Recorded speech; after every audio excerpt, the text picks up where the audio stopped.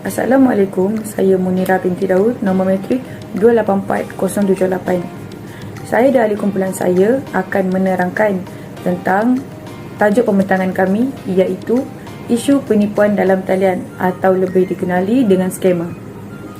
Terdapat 3 penipuan dalam talian yang akan kami kongsikan dan akan kami terangkan, iaitu yang pertama, penipuan di dagang yang lebih dikenali dengan tipu jual beli online. Yang kedua, love scam, iaitu terjebak dengan percintaan dalam talian. Yang ketiga adalah Macau scam, di mana mereka akan menyamar sebagai LHDN, JNT, pegawai polis dan sebagainya untuk meyakinkan mangsa. Siapakah yang akan menjadi sasaran?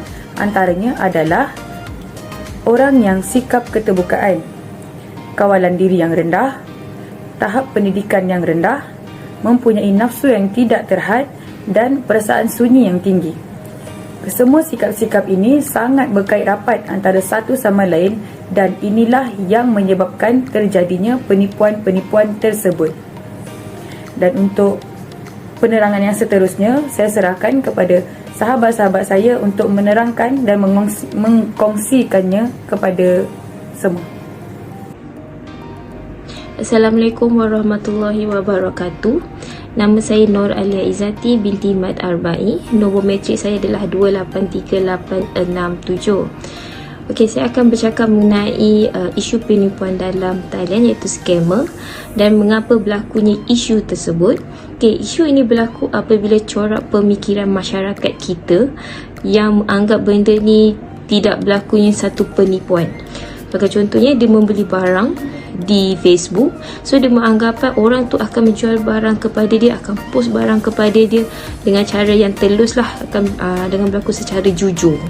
Sedangkan dia adalah salah satu cara untuk menipu mangsa tersebut. Yang kedua adalah hanya mengenali kesilapan tu apabila berlakunya pindahan wang. Kiranya sebelum itu dia tak percaya pun yang tu adalah penipuan. So apabila dia telah pindahkan begitu banyak wang, so baru dia sedar yang tu berlakunya satu kesilapan lah, di mana dia telah memindahkan wang yang banyak. Yang kedua, saya akan bercakap mengenai kesan penipuan dalam talian. Kesan penipuan ni pula dia bahagi kepada 3, iaitu salah satunya ialah mempengaruhi kemerosotan ekonomi negara. Okey, dari segi ekonomi negara akan berlakunya kemerosotan lah, memandangkan skema ni akan membuatkan kita punya orang akan buatkan ramai buat pinjaman wang dengan pihak yang lain, serta boleh menjatuhkan nama dan juga bangsa mengenai isu skema ini. Assalamualaikum dan salam sejahtera semua. Saya Syarul Nizambil Ramli, metrik nombor 284116. Bagaimana anda boleh mengelakkan dari penipuan dalam talian yang mudah dikenali sebagai skema? Yang pertama ialah semak kesahihan maklumat yang diterima dengan cara ialah menggunakan portal khas PDRM, iaitu CCID, iaitu di laman web ccid.rmp.gov.my/semak mula. Secara khususnya portal ini berada di bawah Jabatan Siasatan Jenayah Komersial GSJK, atau dalam bahasa Inggeris dipanggil Commercial Crime Investigation Department, CCID. Portal CCID semak mula ini membolehkan seseorang buat semakan skema online atau apa-apa bentuk penipuan. Kita boleh masukkan maklumat ini untuk mengesan skema, iaitu dari segi nombor akaun bank, nombor telefon. Yang kedua ialah jangan kongsi maklumat peribadi. Maklumat peribadi seperti nombor akaun bank, kata laluan perbankan dalam talian, kod CVV pada kad bank dan nombor TAC perlu anda simpan untuk kegunaan sendiri sahaja. Sekiranya pihak tidak bertanggungjawab meminta maklumat peribadi anda, lebih baik anda tamatkan panggilan atau interaksi tersebut. Yang ketiga, jangan kongsi maklumat akaun bank. Jangan berikan 4 butiran perbankan berikut kepada mana-mana pihak, iaitu nombor depan atau belakang kad ATM anda, nombor PIN kad ATM anda, nombor TAC atau OTP, dan ID dan kata laluan perbankan internet. Jangan daftarkan nombor telefon yang tidak dikenali pada akaun bank anda. Pihak berkuasa tidak akan meminta butiran berikut bagi tujuan siasatan. Bertanya dengan pihak bank atau hubungi CCID Scam Response Center untuk maklumat lanjut. Okey, yang keempat, jangan layan panggilan yang meragukan. Jangan layan panggilan diterima daripada individu tidak dikenali. dan meragukan adalah langkah mudah bagi mengelak menjadi mangsa penipuan.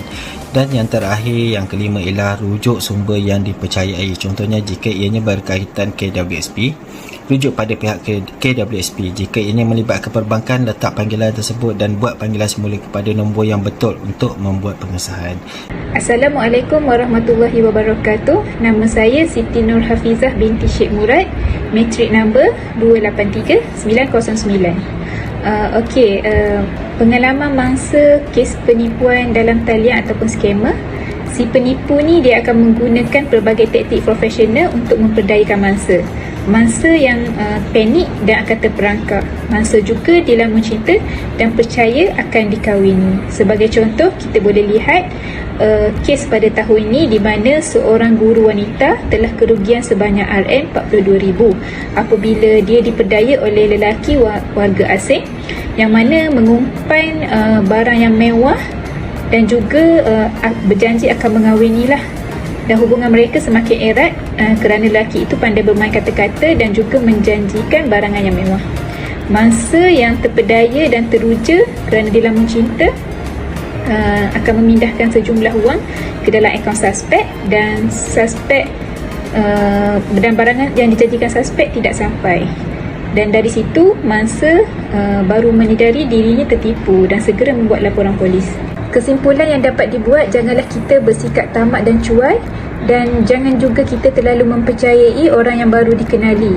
Kita mestilah berhati-hati mencari kenalan melalui laman sosial dan membuat semakan terlebih dahulu di laman web pihak berwajib. Saya Nurul Ain Amira binti Abdullah, nombor matrik 283882. Jika anda mengesyaki anda telah menjadi mangsa penipuan dalam talian maupun modus operandi jenayah komersial, langkah pertama yang anda boleh ambil adalah membuat semakan nombor akaun bank atau nombor telefon di laman sesawang semakmule.rmp.gov.my. Nombor yang terlibat kes jenayah komersial akan tertera di sana. Anda juga boleh layari media sosial Facebook @cybercrime_alert_rmp. Di sana anda boleh dapatkan info atau maklumat berkaitan jenayah penipuan untuk maklumat orang awam. Anda juga boleh menghubungi CCID Scam Response Center di talian 03 2610 1559 atau 03 2610 1599 bagi melaporkan kejadian yang berlaku.